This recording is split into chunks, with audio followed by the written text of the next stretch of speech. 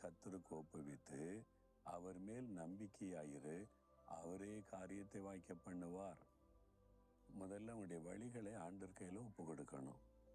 ரெண்டாவது, அவர் மேல நம்பிக்கை வைக்கணும். அவர் தான் என் நம்பிக்கை, அவர் பார்த்து கொள்வார். ஆண்டவர் ஒரு காரியம் செய்யறா, யாரும் தடுக்க முடியும்னு நினைக்கிறீங்க? ஊரே ஒன்று திரண்டாலும் தடுக்க முடியாது, உலகமே ஒன்று சேர்ந்தாலும் தடுக்க முடியாது. ஆண்டவர் செய்ய தீர்மானிச்சுட்டா, அப்புறம் எப்படி தடுக்க முடியும்னு நினைக்கிறீங்க?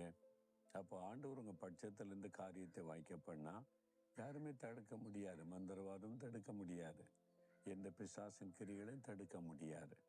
அவர் காரியத்தை வாய்க்க பண்ணுவார். அவர் காரியத்தை வாய்க்க பண்ணணுமானா உங்க வழிகளை அவர்கிட்ட ஒப்பு கொடுக்கணும். உங்க விருப்பப்படி நடந்துகிட்டு ஆண்டவர் ஆசீர்வதிக்க நினைச்ச எப்படி? ஒரு சமயம் ஒரு வாலிபன் வந்தா, நான் என்ன செஞ்சாலும் வாய்க்க மாட்டேங்குது ஐயான்னா. என்ன செஞ்சீங்கன்னு சொல்லி, ஆண்டவர் பாருங்க ஆச்சரியமான ஒரு வழி திறந்தா, பிசினஸுக்கான ஒரு வாய்ப்பை உண்டாக்கி கொடுத்தா, தொழிலை ஆசீர்வதித்தா, வாய்க்க பண்ணினார், பெருக பண்ணினார்.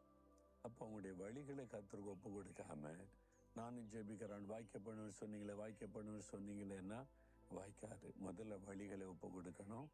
உங்க நம்பிக்கை எது மேல? உங்க படிப்பு மேல, பட்டத்தின் மேல, திறமை மேல வச்சிருக்கீங்களா?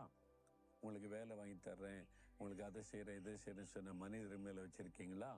அதுல இருந்து வெளியே வந்து கர்த்தர் தான் நம்பிக்கை, அவர் தான் அப்படின்னு சொல்லி பாருங்க, காரியம் வாய்க்கும். ஓ, அப்படி ஒண்ணு இருக்குதோ, இதுவரை தெரியாம இருந்துட்டேனே.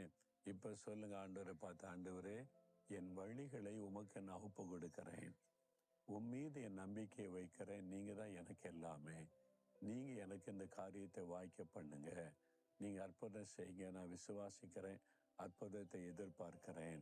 இயேசுவின் நாமத்தில் ஆமேன், ஆமேன்.